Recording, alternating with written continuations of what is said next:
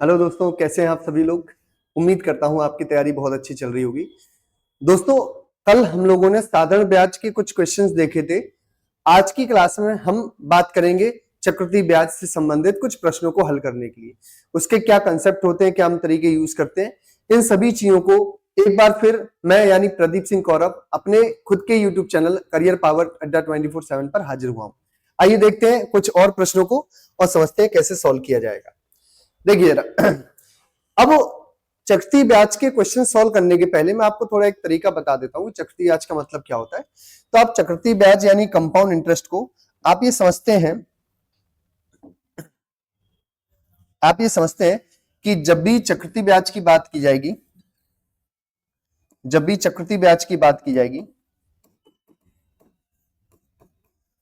यानी compound interest की बात की जाएगी, तो ये एक ऐसा ब्याज रहेगा जो मूलधन के अलावा पिछले वर्ष के ब्याज पर भी लगता है। जैसे सपोज कीजिए आपने इस वर्ष किसी बैंक में 100 रुपए जमा किए और वो 10% का ब्याज दे रहे हैं। मतलब अगर 100 रुपए आपने जमा किए हैं और 10% का ब्याज मिल रहा है तो एक वर्ष बाद यह राशि 110 रुपए हो जाएगी। एक वर्ष बाद दोस्तों यह राशि कितनी हो जाएगी? 110 रुपए। और अगर एक वर्ष बाद और बात करूं तो आप पहले ही बोलोगे कि सर ये जो 10% ब्याज मिला हुआ है ये किस पर मिला है? 100 रुपए पर।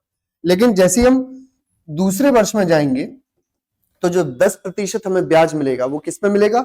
क्या सिर्फ 100 पे मिलेगा? तो आप बोलोगे नहीं, यहां सिर्फ मूलधन की बात नहीं होगी, मूलधन प्लस पिछले साल का ब्याज। यानी जब हम दूसरे वर्ष की बात कर रहे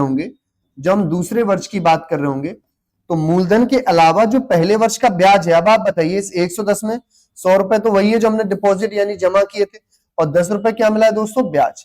तो अगर हम दूसरे वर्ष जो ब्याज निकालेंगे 10% से, वो मूलधन पर भी मिलेगा और ब्याज पर भी मिलेगा। इसका मतलब ये हुआ कि जो पहले वर्ष का हमारा मिश्रधन होगा वही दूसरे वर्ष के लिए क्या बन जाएगा दोस्तों? मूलधन। तो हम डायरेक्टली बोल सकते हैं कि अगर आप 10% ब्याज पता लगाना चाह रहे हैं दूसरे वर्ष के लिए तो 110 पर ही इसकी गणना कर सकते हैं। तो 110 का 10% कितना होगा? 11। तो 2 वर्ष बाद जो आपका मिश्रधन होगा वो कितना हो जाएगा दोस्तों? 121 रुपए। यानी यहां ब्याज कितना मिला था आपको? 10 रुपए, क्योंकि 100 पर मिला था तो 100 का 10% 10। लेकिन यहां कितना ब्याज मिला है? 11 रुपए। क्यों? क्योंकि 110 का 10% क्या होगा दोस्तों? 11 रुपए। तो 11 रुपए पर क्यों? क्योंकि 10 रुपए तो पिछले साल का ब्याज था, है ना, उस पर 1 रुपए मिल रहा है, और 10 रुपए किस पे मिले थे? मूलधन पे, यानी 100 रुपए पे। तो चक्रवृद्धि ब्याज क्या होता है? एक ऐसा ब्याज होता है जिसकी गणना हम मूलधन के अलावा पिछले वर्ष के ब्याज पर भी करते हैं। इतनी बात समझ पाए दोस्तों की नहीं? अब ये जो प्रश्न रहेंगे चक्रवृद्धि ब्याज के, इनको सॉल्व करने के लिए हम एक तरीके का उपयोग करते हैं जिसको हम क्रमबद्ध बढ़ना या सक्सेसिव इंक्रीज बोलते हैं। इसका मतलब क्या हुआ? जैसे मान लीजिए मैंने बोला कि 10% ब्याज की दर है, तो अगर मैं इसको सॉल्व करूंगा, ये ब्याज की दर है समझिए जरा, तो अगर इसको सॉल्व करेंगे तो 1/10 आएगा भिन्न में वैल्यू। तो मैंने आपको बताया था कि ब्याज चाहे चक्रवृद्धि ब्याज हो या साधारण ब्याज हो, इसकी गणना हमेशा किस पे की जाती है? मूलधन पे। तो ये तो मूलधन होगा, यानी 10 क्या होगा? अपॉन वाली वैल्यू मूलधन, और 1 क्या होगा? ये होगा ब्याज। तो आप बताइए अगर 10 रुपए मूलधन पर 1 रुपए ब्याज मिल गया है तो एक वर्ष के लिए मूलधन मतलब प्रिंसिपल और मिश्रधन यानी अमाउंट का अनुपात क्या होगा? तो आप बोलेंगे मूलधन अगर 10 है तो मिश्रधन कितना होगा? 11। तो इस तरीका का उपयोग करके हम आगे बढ़ेंगे। अगर 2 वर्ष के लिए बात होती तो पहले वर्ष के लिए भी 10%, दूसरे वर्ष के लिए 10%, तो हम 10 से 11 ये 2 बार लिखते, और हम ये बोल देते कि 2 वर्ष बाद अगर मूलधन 100 रुपए है तो मिश्रधन कितना हो जाएगा? 121 रुपए इनका गुणा करने पर, और हमें जो चक्रवृद्धि ब्याज मिलेगा वो कितना मिलेगा? 21 रुपए। क्योंकि चक्रवृद्धि ब्याज कैसे पता लगाएंगे? मिश्रधन में से मूलधन घटा दीजिए, यही हमारा चक्रवृद्धि ब्याज हुआ। तो दोस्तों एक ये ऐसा तरीका है जिसका उपयोग करके हम बहुत सारे लगभग सभी प्रश्नों को हल कर सकते हैं, अगर आपका मूलधन, मिश्रधन और चक्रवृद्धि ब्याज के अलावा कुछ भी और ना पूछा जाए। सपोज करो वो ये बोल रहे सिर्फ दूसरे वर्ष का चक्रवृद्धि ब्याज निकालो। अगर 2.5 वर्ष बोला गया है तो हम इससे सॉल्व तो कर सकते हैं, लेकिन वो बोलेगा सिर्फ आधे वर्ष का ब्याज निकालो, तो वहां ये तरीका थोड़ा ठीक नहीं है। तो वहां हम एक ट्री मेथड का यूज करते हैं जिसको हम डिस्कस करेंगे आगे। चलिए दोस्तों, अब ये जैसे पहला क्वेश्चन आपके सामने लिखा हुआ है, इस पर थोड़ी बात करते हैं। क्या बोला गया है? यदि ब्याज वार्षिक रूप से चक्रवृद्धि किया गया हो तो चक्रवृद्धि ब्याज पर 30% प्रतिवर्ष की दर से 2 वर्षों में 9,464 की राशि क्या होगी? मतलब ये हुआ कि अगर कोई राशि है ना, उस पर चक्रवृद्धि ब्याज लग रहा है, तो ब्याज की दर कितनी दी गई दोस्तों में? 30%। तो 2 वर्ष के बाद जो कंपाउंड इंटरेस्ट होगा वो कितना बनेगा। ठीक है दोस्तों, चलिए इस पे सॉल्व करते हैं जरा। तो देखिए जरा, अगर मान लो मैं 30% की बात करता तो 30% को सॉल्व करेंगे तो आप बोलेंगे ये होगा 3/10। क्या ये बात समझ पा रहे हैं कि नहीं? तो 10 क्या है? 10 हमारा मूलधन यानी प्रिंसिपल है, और 3 क्या है? ब्याज। कौन सा ब्याज? चक्रवृद्धि ब्याज। तो आप बताइए, अगर 10 मूलधन है, 3 ब्याज है, तो मिश्रधन कितना हुआ? 13 रुपए। इस हिसाब से अगर 2 वर्षों की बात की गई है तो मैं मूलधन और चक्रवृद्धि मिश्रधन, मूलधन और चक्रवृद्धि ब्याज बताने के लिए मिश्रधन निकाल देता हूं। तो यहाँ क्या आ जाएगा बात? अगर ये 10 है तो अमाउंट कितना आएगा? 13, और दूसरे वर्ष में भी अगर ये 10 है तो अमाउंट कितना होगा? 13 रुपए। क्या ये बात समझ पाएगी नहीं? तो इस हिसाब से अगर मैं ये बोलूं कि मूलधन कितना होगा तो 10 गुणा 10 100, तब मिश्रधन कितना हो जाएगा दोस्तों? 169। क्या इतनी बात समझ पाएगी? नहीं समझ पाए? और अगर यहां से चक्रवृद्धि ब्याज निकालना है तो मैं क्या करूंगा? सिर्फ जो अमाउंट आपको मिला है मिश्रधन, इसमें से मूलधन को घटा दिया जाएगा, यानी कितना आंसर आ जाएगा दोस्तों? 69 यूनिट। अब हम चेक कर लेते हैं। हमसे ये बोला गया था यदि ये जो 2 वर्षों में 9,464 की राशि क्या हो जाएगी, हमसे यहाँ पर मिश्रधन ही पूछा गया एक्चुअली। तो आप ये बताइए, अगर हम इसको कंपैरिजन करेंगे तो यहाँ राशि क्या होगी तो यहां से ये पता चल गया कि चक्रवृद्धि ब्याज हम लोग फाइंड कर रहे हैं। क्या बोला गया? If the interest is being compounded annually then what sum will amount to इतना इतना। व्हाट सम मतलब कौन सी राशि 9,464 रुपए दे देगी, यानी ये हमारा क्या हुआ? मिश्रधन हुआ कि नहीं हुआ? कौन सी राशि? मतलब राशि हम डिपॉजिट कर रहे हैं और हो कितनी जा रही है? 9,464। तो ये जो 169 यूनिट आया था यही तो हमारा मिश्रधन था, और ये कितना दे देगा? 9,464 रुपए। तो हम सॉल्व करते हैं कितनी बार कटेगा। तो देखिए जरा दोस्तों, ये 13 से 13 बार कट रहा है। ये 13 का स्क्वायर 169, तो 13 से कट गया। 13 से इसको सॉल्व करते हैं। 13 7 91, कितना बचा? 3 36 हो गया। ठीक है, 13 दूनी 26, यहां कितना बचेगा? 10। 13 7 91, 13 8 104, यानी 728। 13 से एक बार फिर से कट करते हैं तो 13 पंचे 65, 13 पंचे 65, कितना बचा? 7। 13 छक 78, यानी 56 रुपए आ गया 1 यूनिट की वैल्यू। तो अगर 1 यूनिट की वैल्यू 100 है, सॉरी 56 है, तो 100 यूनिट की वैल्यू कितनी हो जाएगी? 100 गुणा 56, यानी जिस राशि की हम लोग बात कर रहे हैं वो राशि कितनी होगी दोस्तों? 5600 रुपए। तो इस ऑप्शन के लिए हम लोग कौन सा टिक करेंगे? 5600। क्या ये बात समझ पाए दोस्तों कि नहीं? तो इस प्रश्न के माध्यम से मैं बस ये बताना चाह रहा था कि कोई भी आपको क्वेश्चन मिलेगा, आप मूलधन और मिश्रधन के अनुपात निकाल के उस क्वेश्चन को सॉल्व कर सकते हैं। क्या ये बात समझ में आ पाएगी? नहीं? चलिए एक और प्रश्न को सॉल्व करते हैं। इसको देखते हैं क्या बोला गया है। देखिए क्या बोला गया, चक्रवृद्धि ब्याज की योजना में 2200 रुपए का निवेश किया जाता है। यदि ब्याज की दर 10% प्रति वर्ष है तो 2 वर्षों में अर्जित ब्याज क्या होगा? अब आप बताइए, किसी योजना में कितने रुपए का निवेश कर रहे हैं? 2200 रुपए का, यानी ये हमारे लिए मूलधन होगा कि नहीं होगा? और अगर ये निवेश किया गया तो ब्याज की दर कितनी है? 10%। तो आप बताइए दोस्तों, क्या 10% का मतलब 1/10 होगा कि नहीं होगा? और ये 10 क्या है? तो ये 10 है मूलधन, और 1 क्या है? तो 1 है ब्याज, यानी चक्रवृद्धि ब्याज, यानी कंपाउंड इंटरेस्ट। तो आप बताइए यहां से अमाउंट यानी मिश्रधन कितना आ जाएगा? तो आप बोलेंगे मिश्रधन हमें पता है कैसे निकाला जाता है, मूलधन में चक्रवृद्धि ब्याज जोड़ दोगे तो कितना आ जाएगा दोस्तों? ये आ जाएगा 11 यूनिट। ये 10 है और 1 इकाई है, तो कितना आ जाएगा दोस्तों? 11 यूनिट। क्या इतनी बात समझ पाएगी? नहीं समझ पाए? चलिए ठीक है। अब 2 वर्षों की बात की गई तो मैं प्रिंसिपल यानी मूलधन और मिश्रधन यानी अमाउंट में अनुपात बता दे रहा हूं। तो अगर ये 10 से 11 हो गया था मिश्रधन, तो यहां मैं लिख रहा हूं 10 से 11, और एक बार और है 10 से 11। क्या इतनी बात समझ पाएगी? नहीं? तो अगर मूलधन 100 रुपए है तो अब मिश्रधन कितना हो जाएगा? 121, और ब्याज कितना मिलेगा दोस्तों? 21 यूनिट। ये क्या सेम लास्ट वाला क्वेश्चन हुआ कि नहीं हुआ? हमसे बोला गया कि राशि कितनी निवेश की थी? 2200 रुपए। तो क्या 100 यूनिट की वैल्यू 2200 रुपए होगी कि नहीं होगी? तो 1 यूनिट की वैल्यू कितनी हो जाएगी दोस्तों? 22 रुपए। अगर 1 यूनिट की वैल्यू 22 रुपए आ गई है तो हमसे बोला गया था अर्जित ब्याज क्या होगा? तो अर्जित ब्याज तो 21 यूनिट है, तो आंसर क्या होगा दोस्तों? 21 इंटू 22। इसको सॉल्व कर दीजिए। तो देखो जरा, 2 एकम 2, इकाई का अंक पे 2 आ रहा है, तो ये दोनों ऑप्शन तो वैसे ही गलत हो गए। इसको सॉल्व करते हैं। 22 से कम 22 का 2 है, हासिल 2 आ जाएगी। 22 दूनी 44 और 2 46, तो आंसर कितना आएगा दोस्तों? 462। ये हमारा आंसर। तो कहने का मतलब ये जो सक्सेसिव इंक्रीज यानी क्रमबद्ध बढ़ने वाला जो तरीका होता है, इससे हम चक्रवृद्धि ब्याज के क्वेश्चंस को आसानी से हल कर सकते हैं। क्या इतनी बात समझ पाएगी? नहीं? चलिए अगले प्रश्न पर बढ़ते हैं और इसको सॉल्व करेंगे।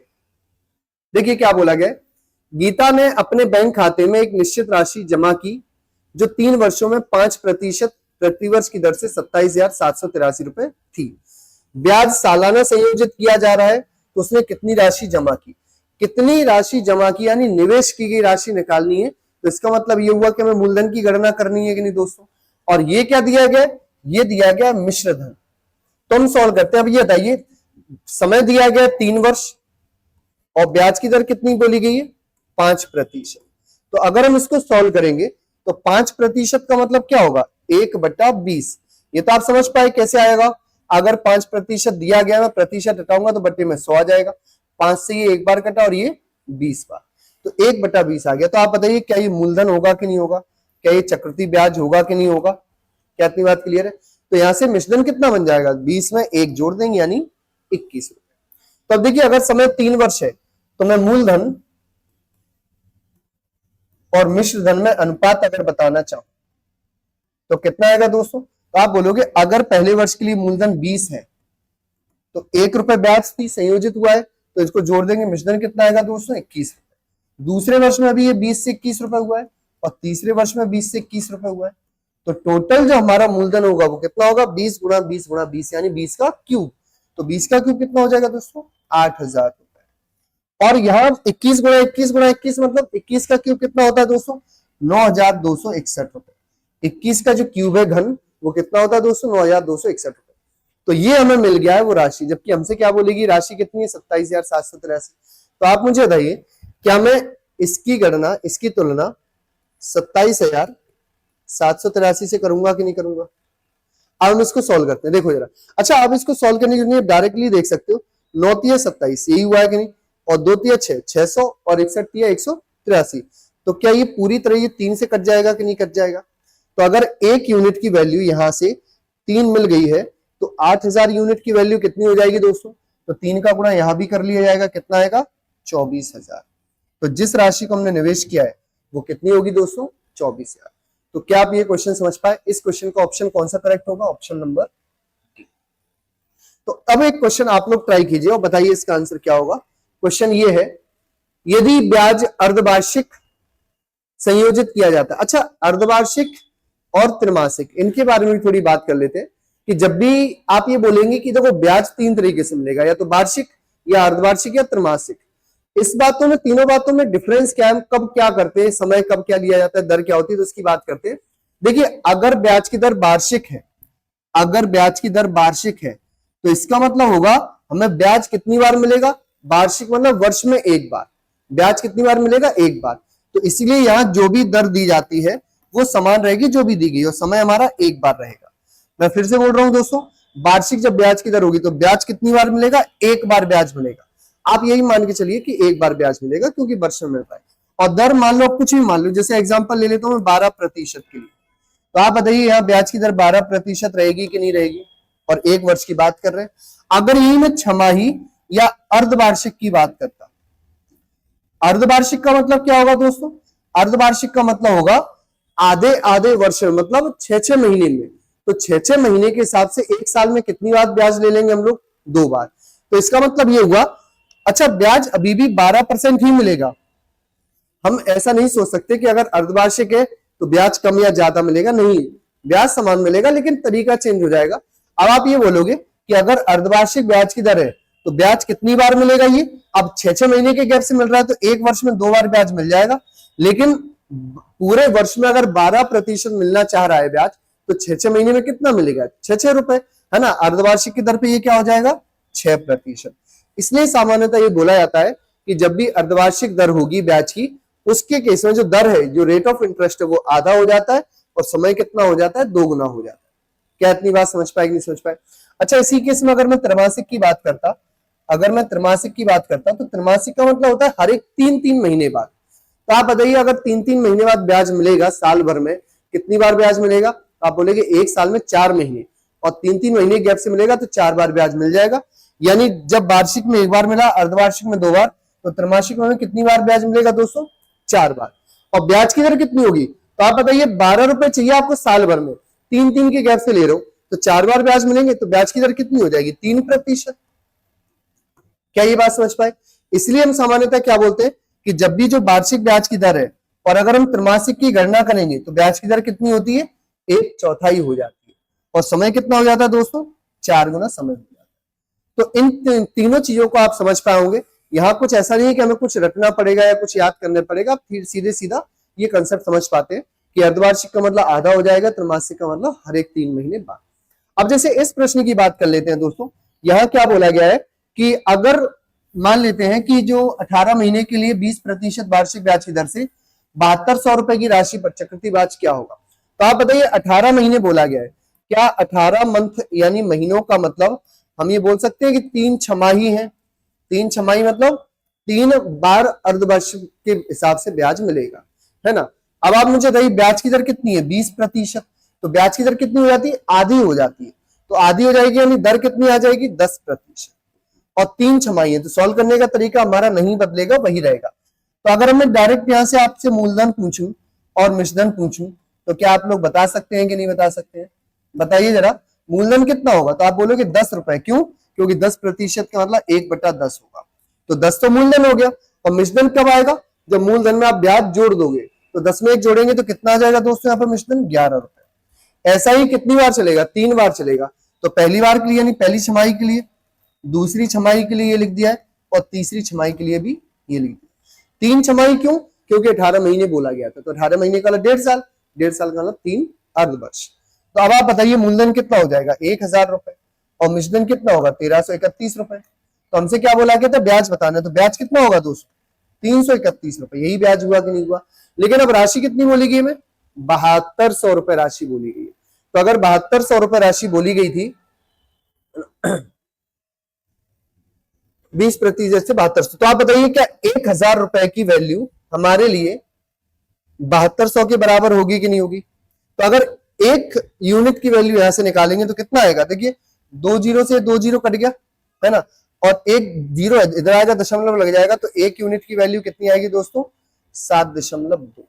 और अगर एक यूनिट की वैल्यू 7.2 है तो हमसे बोला गया है कि interest in compound half yearly near to an integer. तो यहां से कितना आ जाएगा, हम ऐसे तो लिखेंगे 331 इंटू 7.2, यही लिखा जाएगा कि नहीं।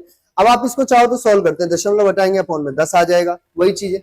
तो आप 2 से काटेंगे 5 बार, 2 से काटेंगे 36 बार। अगर मैं 5 से इसको काट लूं, देखो हमसे बोला गया है कि पूर्णांक के निकटतम बताना है, यानी हमें एक होल नंबर लेना है, दशमलव वाली वैल्यू नहीं लेनी है। तो 5 से अगर मैं इसको काटूं तो 5 छक्का 30, 3 बचा 31 हो गया, फिर से 5 छक्का 30, हम लगभग इतना पहुंच पाए। तो हमारा आंसर क्या हो जाएगा दोस्तों, 66 इंटू 36। अब आप गुणा कर लेंगे और आसानी से इसका आंसर बता सकते हैं कितना होगा। अब देखो मैं अगर आइडिया लगाऊं तो मैं आपसे ये बोल सकता हूं कि 36 18 यानी 18 से ज्यादा होगा, 2000 के आसपास आंसर होगा। तो 2000 के आसपास आप बताइए, देखिए 2383 भी है, 2338 भी है, क्लोजेस्ट कौन सा होगा। तो आप गुणा करेंगे 6 36 के आसपास हमारा ये आंसर हो जाएगा। इसके साथ से हम सॉल्व कर सकते थे, और अब मल्टीप्लाई भी करेंगे तब भी आप आंसर बता सकते हैं। क्या ये बात समझ पाए कि नहीं समझ पाए। चलिए एक और प्रश्न देखते हैं, इसको सॉल्व करने की कोशिश करेंगे। अब यहां क्या बोला गया है, 3 लाख रुपए पर 20% प्रतिवर्ष की दर से 2.5 वर्षों के लिए छमाही चक्रवृद्धि ब्याज ज्ञात कीजिए। अच्छा 2.5 वर्षों का मतलब कितने छमाही हो गए, 5 छमाही हो गए दोस्तों, ठीक है। तो अगर 5 छमाही हो गए तो 20% का मतलब क्या होगा, 20% का मतलब होगा दोस्तों 1/5। तो अगर 5 मूलधन है तो 1 रुपए ब्याज मिलेगा, तो मिश्रण कितना आ जाएगा दोस्तों, 6। तो अगर मैं मूलधन और मिश्रधन में अनुपात निकालूं, यानी प्रिंसिपल और अमाउंट में रेशियो निकालूं, तो क्या आएगा, यहां से 5 तो ये मूलधन है ही, और 1 जुड़ जाएगा तो कितना आ जाएगा, 6। और ऐसे कितनी बार हुआ दोस्तों, 5 बार। क्यों, क्योंकि 2.5 वर्षों की बात की गई, तो 2.5 का वाला हर एक 6 महीने के गैप से 5 बार मिल जाएगा। तो आप बताइए क्या मैं डायरेक्ट ऐसा लिख सकता हूँ, 5 ये 6, फिर से 5 ये 6, फिर से 5 ये 6, और फिर से 5 ये 6, ऐसे तो लिखा जाएगा। तो आप ये समझते आ रहे हो सर, जो हमें ऐसा लिखना ही है, और ऐसा कितनी बार लिखना है, जितने बार समय दिया जाएगा उसके हिसाब से। तो हम ये बार-बार लिख क्यों रहे हैं, क्या मैं डायरेक्ट ऐसा नहीं बोल सकता हूँ इसको कि हमारे लिए 5 छमाही थी, तो क्या मैं 5 की पावर 5 लिख दूं और यहाँ 6 की पावर 5 लिख दूं। भाई अगर 5 बार लिखोगे तो 5 5 5 5 5 ऐसे लिखोगे तो 5 की पावर 5 लिख सकते हैं, और ये 6 की घात 5 लिख सकते हैं। तो आप बताइए जब इसको सॉल्व करेंगे तो ये कितना आएगा। तो देखो यार 5 का क्यूब कितना होता है, अगर हम इसको स्क्वायर और क्यूब में तोड़ ले तो हमारा काम बन जाएगा कि नहीं बन जाएगा। तो आप बताइए, इसको हम ऐसा लिख सकते थे ना, 5 का क्यूब इंटू 5 का स्क्वायर। तो 5 का क्यूब कितना होता है 125 और 5 का स्क्वायर 25। इनका गुणा कर लेंगे, हमारा काम बन जाएगा कि नहीं बन जाएगा। तो देखो जरा, 25 से कम 25 पंचे 125, तो 5 आ गया, यहाँ 12 हासिल आ गई। 25 दूनी 50 और 12 62, यानी 2 यहाँ 6 आ गया। 25 और 6 31। यही वैल्यू आएगी कि नहीं आएगी? क्या इतनी बात समझ पाएगी? नहीं समझ पाए? तो अगर हमारे पास ये मूलधन है ना,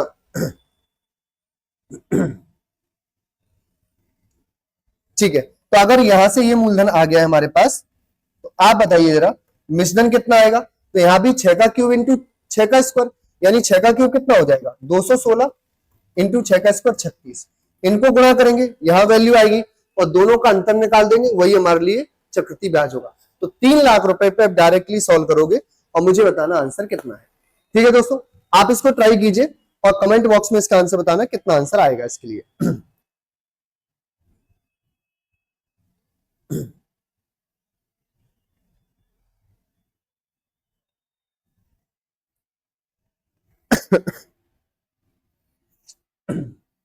क्या अगला प्रश्न में बढ़ा जाए?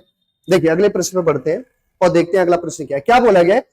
46,000 रुपए की राशि पर 2/2/5 वर्षों के लिए 15% प्रतिवर्ष की दर से चक्रवृद्धि ब्याज क्या है, यदि ब्याज वार्षिक रूप से संयोजित किया जा रहा है। अच्छा, ब्याज इस बार वार्षिक रूप से संयोजित किया गया है, तो आप ये बोल सकते हो कि अगर 2/2/5 वर्ष है, और मैं पहले लिख दे रहा हूं 15% का मतलब क्या होगा 15/100, यानी अगर 5 से काट देंगे तो 3/20 हो जाएगा। तो अगर ये 15% है तो इसका मतलब 3/20 हो गया। तो अगर 20 मूलधन होगा तो 3 क्या होगा ब्याज। तो मिश्रण कितना आ जाएगा दोस्तों 23। तो अगर मैं यहां से ये बोलूं कि मूलधन और मिश्रण के लिए, यहां से अगर मूलधन 20 होगा तो मिश्रण कितना होगा 23। फिर दूसरे वर्ष में, क्योंकि 2/2/5 वर्ष है, तो दूसरे वर्ष में भी वैसा लिख सकते हैं, 20 से ये कितना हो जाएगा दोस्तों 23। लेकिन आप ये सुनिए कि तीसरे वर्ष का पूरी तरीके से नहीं बोला गया, कितना बोला गया सिर्फ 2/5 भाग। तो आप ये बताइए, अगर ब्याज की दर ये है, तीसरे वर्ष के लिए भी यही होती, यानी पूरे साल भर का ब्याज, लेकिन हमसे साल भर का ब्याज नहीं पूछा गया, हमसे बोला गया है 2 वर्ष व 2/5 भाग, एक वर्ष का यानी तीसरे वर्ष का 2/5 भाग। तो इसके हिसाब से ब्याज की दर भी हम लोग बांट देते हैं 2/5 भाग के हिसाब से, है ना। तो आप बताइए 2 से कितनी बार कट जाएगा, 2 से 10 बार कट गया है, और कितना आ जाएगा यहाँ 50, और ऊपर कितना आएगा 3। तो ये वैल्यू मिलेगी, यानी तीसरे वर्ष के लिए यहाँ कितना लिखा जाएगा 50, तीसरे वर्ष के लिए नहीं सॉरी तीसरे भाग के लिए क्या लिखा जाएगा 50, और यहाँ कितना लिखा जाएगा 53। तो देखिए फिर से वही बात होगी कि अगर मूलधन ये पूरा आ गया तो ये मिश्रण है, और हमसे बोला गया है कि वार्षिक रूप से संयुक्त किया था चक्रवृद्धि ब्याज ज्ञात। जब मुझे बताइए क्या मूलधन यही होगा, इनका गुणा करेंगे तो गुणा कितना आ जाएगा 5 दूनी 10, 10 दूनी 20 और 3 0, यही होगा 20,000 के नहीं होगा। और यहाँ गुणा करेंगे तो 23 का स्क्वायर कितना होगा 529, 529 इंटू 53, यही वैल्यू आ जाएगी कि नहीं आ जाएगी। अब आपको क्या करना है, सिर्फ दोनों का डिफरेंस लेना है और उसका मान निकालना है। जबकि 20,000 यूनिट की वैल्यू हमें कितनी दी गई दोस्तों इस बार 46,000। तो क्या इतनी कैलकुलेशन अगर मैं आपके लिए छोड़ दूं तो आप लोग कर पाएंगे कि नहीं कर पाएंगे, बताइएगा जरा दोस्तों कि हो पाएगा आप लोगों से कि नहीं हो पाएगा। ठीक है, तो जो भी करेक्ट ऑप्शन होगा आप टिक कीजिए और इसका आंसर कमेंट में बताइए। ठीक है, चलिए अगले प्रश्न पर बढ़ते हैं। देखिए क्या बोला गया है, देखो अब ये टाइप चेंज हो गया। यहां से क्या बोला गया, जब ब्याज प्रति वर्ष संयोजित होता है तो एक राशि 2 वर्षों में 4,624 रुपए और 3 वर्षों में 4,913 रुपए हो जाती है। तो देन सम का यह मतलब योग से नहीं है, सम का मतलब राशि से है कि वो राशि क्या होगी, है ना। तो अब सॉल्व करते हैं। अच्छा ये बताओ, अगर मान लो बैंक में हम कुछ पैसे डिपॉजिट कर रहे हैं, मान लो P रुपए हमने जमा की, तो क्या बोल रहे हैं, दर तो प्रतिवर्ष संयोजित हुई है, तो 2 वर्षों में कितना हो गया, 2 वर्षों में हो गया ये 2 वर्षों में हो गया ये 4,624 रुपए, यही हुआ कि नहीं हुआ। अब ये और 3 वर्षों में, मतलब यहां से ये 3 वर्षों में कितना हो गया, 3 वर्षों में हुआ है दोस्तों ये कितना 4,913 रुपए। तो अगर 3 वर्षों में ये हुआ है, 2 वर्षों में इतना हुआ है, तो आप बताइए राशि कितनी है। तो आप ये सुनिए जरा ध्यान से, अगर मैं इस राशि से 4,624 से 4,913 रुपए पर पहुंचना है, तो मैंने आपको स्टार्टिंग में क्या बताया था कि जब भी अगले वर्ष के लिए ब्याज निकालना हो तो पिछले वर्ष का जो मिश्र धन है वही हमारे लिए मूलधन बन जाता है, जो पहली स्लाइड में मैंने आपको बताया था।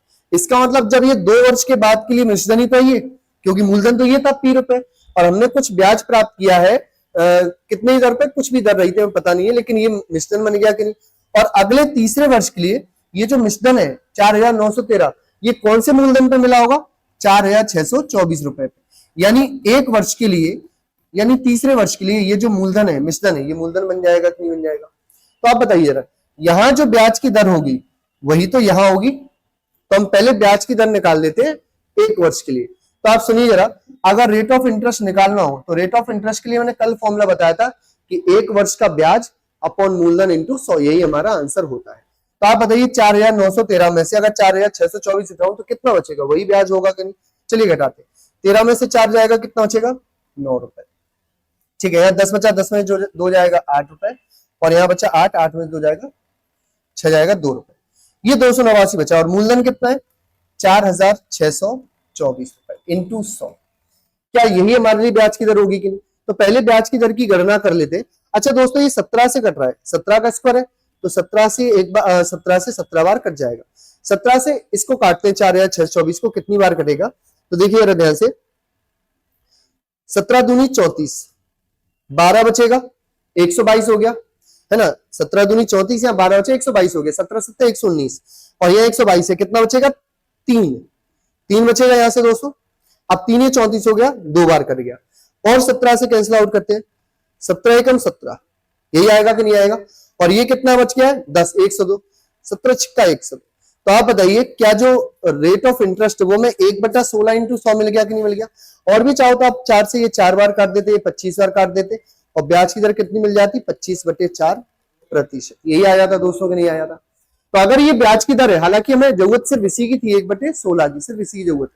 तो आप बताइए, अगर 25/4 ब्याज की दर मिल गई है, 25/4 ब्याज की दर मिल गई है, तो हमसे बोला गया है कि आप बताइए जो राशि 2 वर्ष में इतना हो गई थी, वो राशि क्या है, यानी पी की वैल्यू निकालनी है। तो कोई दिक्कत नहीं है, अगर इसको हम सॉल्व करेंगे वापस से, तो आएगा तो वही 1/16। और 2 वर्ष की बात की गई, तो आप बताइए मूलधन और मिश्र धन में अनुपात क्या होगा, तो ये 16 से 17 हो जाएगा दोस्तों, ये भी 16 से 17 हो जाएगा, है ना। अगर मूलधन 16 का स्क्वायर यानी 256 रुपए, तो मिश्र धन कितना हो जाएगा, 289। अब आप मुझे बताइए, क्या ये 289 की वैल्यू 4624 ही है कि नहीं। तो हमसे अभी कितनी बार काटा था, हमने अभी ये काटा था 17 बार कट गया था ये, जब हमने सॉल्व किया था, है ना। तो यहां से अगर हम इसको देखेंगे, है ना, सॉरी 16 बार कट गया था, तो यहां से आप बताइए, अगर ये 16 बार कट रहा है ना, तो 16 का गुणा यहां करने पर वैल्यू आ जाती, तो यहां भी 16 का गुणा कर देंगे, तो हमारा आंसर आ जाएगा कि नहीं आ जाएगा। तो अगर 256 में 16 का गुणा कर दिया जाए तो ऑप्शन कितना आएगा, तो आप देखिए 6 × 6 36 आएगा इकाई के अंक, ये हम समझ पा रहे हैं। तो 6 ना तो यहाँ है इस ऑप्शन में, ना यहाँ ना यहाँ, तो ऑप्शन नंबर हमारा क्या होगा, 4096 रुपए। क्या इतनी बात समझ पाएगी, नहीं समझ पाए। तो देखिए, जब भी इस टाइप का प्रश्न आएगा तो आपको पहले ब्याज की दर निकालनी पड़ेगी, उसके बाद ही हम मूलधन निकाल सकते हैं। क्लियर ये बात की नहीं दोस्तों। चलिए एक क्वेश्चन आपके लिए देखते हैं, यहाँ पर ये क्या बोला गया है।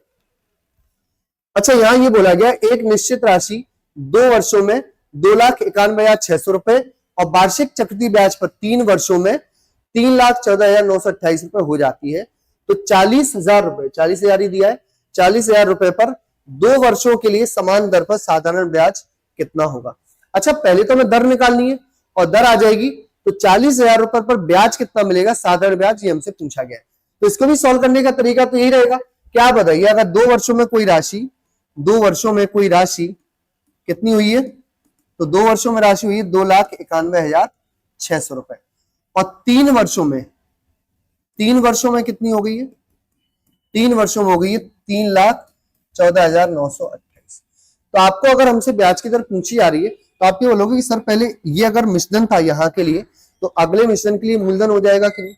तो अगर ये मूलधन है, यानी यहां से यहां तक का समय कितना लगा, 1 वर्ष, यही लगाए कि नहीं लगाए। तो सेम जो आखिरी प्रश्न हमने किया था कि पहले दोनों का अंतर, ठीक है, फिर अपॉन में ये वैल्यू आ जाएगी, यहां से हम ब्याज की दर निकालेंगे। जैसे चलो घटा के देख लेते हैं, यहाँ कितना बचेगा, 8, है ना, यहाँ कितना आ जाएगा, 2, 9 में 6 गया 3, है ना, और 4 में से 1 गया 3, है ना, और यहाँ 11 में से 9 घटाएंगे 2 बचेगा, इतना कुछ बच रहा है हमारे पास। सॉरी, ये तो 2 लाख बच गया है, इतना नहीं बचेगा। यहाँ से देखिए 3,14,000 है ना, तो 2,91,000 था। तो आप बताइए 8 2, यहाँ 9 में 6 घटाएंगे 3 बचेगा, और 4 में से 1 घटाया तो कितना बचा 3। अब ये यहाँ पे कितना बच रहा है हमारे पास, सिर्फ 11 ही तो बचा, 11 में से 2 घटाएंगे 9 घटाएंगे तो 2 बचेगा, यानी 23,328 रुपए ये हमारे पास इनका अंतर आ गया। यानी ब्याज की दर अगर निकालेंगे तो ब्याज की दर कितना आ जाएगा दोस्तों, 23,328 अपॉन यहाँ कितना था 2,91,600 इंटू 100। तो जब हम इस प्रोसेस को सॉल्व करेंगे, और भी याद देखिए कुछ है नहीं एक्स्ट्रा, 2 0 से 2 0 कट गया है, ठीक है। अच्छा यहाँ ये आसान हो गया है, अगर ये 2 0 से 2 0 कट गया, यहाँ पर 6 आ रहा है और यहाँ पे कितना 8, तो आप बताइए 6 में हम कितने का गुणा करें कि 8 आ जाए, तो या तो 6 18 होता है या 8 से 48 होता है। तो आप बताइए 300 गुणा करोगे तो ये लगभग कितना है 3000 है, लगभग 3000 है। तो 300 गुणा करोगे तो 9000 आएगा, जबकि 9000 से बहुत आगे है, तो हम इसमें कितने से काट सकते हैं 8 बार, ये 100% 8 बार कट जाएगा। क्लियर बात समझ में आ पाएगी नहीं? तो अगर 8% हम लोग निकालेंगे तो 8% आएगा दोस्तों, ये ब्याज की दर आ गई। तो हमसे बोला गया है कि अगर जो भी ब्याज की दर आई है तो 40,000 रुपए 2 वर्षों के लिए, साधारण ब्याज कितना होगा? तो अब तो ये आसान है क्वेश्चन दोस्तों। तो साधारण ब्याज का फॉर्मूला आपको पता था, मूलधन इतनु 8% 8/100 इंटू 2 वर्ष, यही आएगा कि नहीं? तो सॉल्व कर लीजिए, यहां से वैल्यू कितनी आएगी, 2 0 से 2 0 कट गया, कितना आ गया 8 दूनी 16, 16 चौके 64, 6400 रुपए, यही हमारा आंसर है। तो ऑप्शन नंबर बी ये करेक्ट ऑप्शन होगा इस क्वेश्चन के लिए। तो क्या इतनी बात समझ पाए दोस्तों? नहीं देख लीजिए, इस क्वेश्चन का स्क्रीनशॉट ले लीजिए। तो नेक्स्ट क्वेश्चन में पहुंचते हैं। देखिए नेक्स्ट क्वेश्चन को पढ़िए और बताइए आंसर क्या होगा, इसको फिर डिस्कस करते हैं। देखिए दोस्तों यार, यहां पर 8,000 रुपए की राशि 3 वर्षों में 8% की दर से 13,824 रुपए हो जाती है। ब्याज चक्रवृद्धि वार्षिक है, यदि ब्याज की दर अर्धवार्षिक रूप से संयोजित किया जाता तो समान दर पर इतने वर्षों में इसकी राशि क्या होती? अच्छा दोस्तों, जब भी 3 वर्षों में कोई राशि कितनी भी हो जाती है, तो हम वापस से अगर 3 वर्षों में आएंगे, वापस से 3 वर्ष पहले आएंगे तो ब्याज की दर मिल जाती है। जैसे मान लीजिए मैंने बोला कि ये 8,000 रुपए है और ये कितना हो गया 13,824 रुपए हो गया, तो कितने वर्षों में? 3 वर्षों में दोस्तों। तो अगर ये 3 वर्षों में हुआ है तो 3 वर्ष पूर्व जाने के लिए हमें क्या करना पड़ेगा? तो ये 3 वर्ष आगे क्या करते हैं, क्यूब किया होगा। हम ऐसे तो लिखते हैं दर दर दर, इस टाइप से तो गुणा करेंगे क्यूब आ जाता है, और वापस से पीछे आएंगे तो हमें क्यूब रूट लेना पड़ेगा, यानी घनमूल लेना पड़ेगा। तो आप बताइए अगर हम यहां भी घनमूल लिखें, यहां भी घनमूल लिखें, तो ये ब्याज की दर कितनी मिल जाएगी? तो ब्याज की दर यहां मिलेगी, ये 20 का क्यूब होता है, और ये कितने का क्यूब होगा? तो यहाँ 3 अंकों का पेयर बना लीजिए लास्ट से, तो जिसका भी ये क्यूब है उसका आप इकाई का अंक मिल जाएगा। तो 4 आता है, 4 किस संख्या के क्यूब में आता है? तो आप बोलोगे 4 के क्यूब में आता है, और बचा कितना 13, 13 के पास में कौन सी संख्या का क्यूब है 2, यानी ये 24 का क्यूब। तो आप बताइए कितना ब्याज मिल पाया 4, कहां से 20 से, तो 4 से ये 20 5 बार कट जाएगा, और 5 से ये 20 120 बार, यानी ब्याज की दर कितनी मिल गई दोस्तों 20%। अब अगर 20% मिल गई तो अब क्वेश्चन में कुछ नहीं है, अर्धवार्षिक करना है, तो अर्धवार्षिक का मतलब ये 20% की आधी हो जाएगी दर। तो अगर दर आधी हो गई है तो इतने वर्षों में राशि क्या होगी आपको निकालना। और वर्षों का मतलब मैंने आपको बताया था कि पहले वर्ष का तो मैं लिख दे रहा हूं, ब्याज की दर कितनी होगी 10%, क्योंकि छमाही यानी 6 महीने हम लोग ले रहे हैं, ठीक है। तो अगर मैं यहां से बोलूं तो समय कितना होगा, टाइम कितना होगा, तो 1 वर्ष 1/4 समय, यही वर्ष बोला गया है कि नहीं? तो यहां से तो आपको पता है कि 2 वर्ष आ जाएंगे, है ना। दुगना करना है, यहां दुगना करो जरा, तो कितना आ जाएगा 2/4, दुगना करोगे 2/4 यानी आधा वर्ष। क्लियर हो पाई बात की नहीं? तो जो एक क्वेश्चन हमने पहले भी किया था उसी हिसाब से आप इसको भी सॉल्व करेंगे, और बताइए जरा कि यहाँ पर चक्रवृद्धि ब्याज कितना मिलेगा। समझ पाए दोस्तों कि नहीं? ऐसे ही कुछ और क्वेश्चन हमने यहाँ लिखे हुए हैं आपके पास, देखिए जरा इनको आप लोग ट्राई कीजिए। जैसे एक ये प्रश्न हुआ, क्या बोला गया, चक्रवृद्धि ब्याज की किस दर पर एक धनराशि 3 वर्षों में 3.375 गुना हो जाती है? तो कोई दिक्कत वाली बात नहीं है। अगर राशि मूलधन से मिश्रधन हो गई है, तो अगर यह 1 रुपए होती तो कितना गुना हो जाती? 3.375 गुना हो जाती। यही बात बोली गई है कि नहीं, कि एक धनराशि 3 वर्षों में इतना गुना हो जाती है। तो गुने का वाला 1 अगर है तो इतना गुना, भाई अगर तिगुना करना है तो 1 का ही तो 3 गुना। तो यहाँ करोगे तो आप दशमलव हटाइए, अपॉन में कितना आएगा 1000, तो 1000 में लेफ्ट साइड में भेज देता हूं यहाँ, तो कितना आ जाएगा अनुपात एग्जैक्टली 1000 अनुपात 3375। अब ये कितने वर्षों की बात है, 3 वर्षों की। 3 वर्ष पूर्व जाओगे तो फिर से यहाँ क्यूब रूट लेना पड़ेगा, यहाँ भी क्यूब रूट लेना पड़ेगा, तो ये तो 10 का क्यूब हुआ। बात समझ पाएगी नहीं। ये कितने का क्यूब होगा? 15 का। तो ब्याज कितना मिल गया? 5 रुपए। कहां से? 10 रुपए से इंटू 100। तो ब्याज की दर यहां से दोस्तों कितनी आ जाएगी? 50%। यही हमारा आंसर हुआ। तो सेम ऐसे ही कुछ आगे क्वेश्चंस हमें याद दिए गए, आप इनका स्क्रीनशॉट ले लीजिए जरा और इनको ट्राई करेंगे और इनका आंसर बताएंगे कितना होगा। ये भी 4 वर्षों में इतना गुना हो जाती है, तो आपको पता है एक मानोगे वहां से इतना गुना लिख दोगे। जैसे मान लो मूलधन मैंने 1 मान लिया, तो अमाउंट यानी मिश्रण कितना हो जाएगा? 625/256 गुना। तो अगर ये अनुपात में है तो 256 इधर पहुंच जाएगा, तो 256 अनुपात 625। अब कितने वर्षों की बात की गई है? 4 वर्षों की। तो 4 वर्ष पूर्व जाना पड़ेगा, यानी यहाँ 4th रूट लेना पड़ेगा और यहाँ भी 4th रूट लेना पड़ेगा। क्या इतनी बात समझ में आ पाएगी? नहीं आ पाई? तो आप बताइए ये कितना होता है? 4 का 4 टाइम और ये 5 का। तो ब्याज की दर कितना मिल गया? 1/4 इंटू 100 मतलब 25%। यही हमारा आंसर। एक क्वेश्चन ये है, आप इनके स्क्रीनशॉट ले लीजिए, इनको सॉल्व करेंगे और बताना आंसर कितना आएगा। एक ये वाला क्वेश्चन है जी, ये 2 क्वेश्चन मैं आपके लिए छोड़ रहा हूं। ठीक है दोस्तों, इन दोनों क्वेश्चंस को आप सॉल्व करेंगे और इनका आंसर कमेंट बॉक्स में जरूर बताइए। तब तक के लिए दोस्तों फिर अगले चैप्टर के साथ हम लोग मिलेंगे। जय हिंद दोस्तों।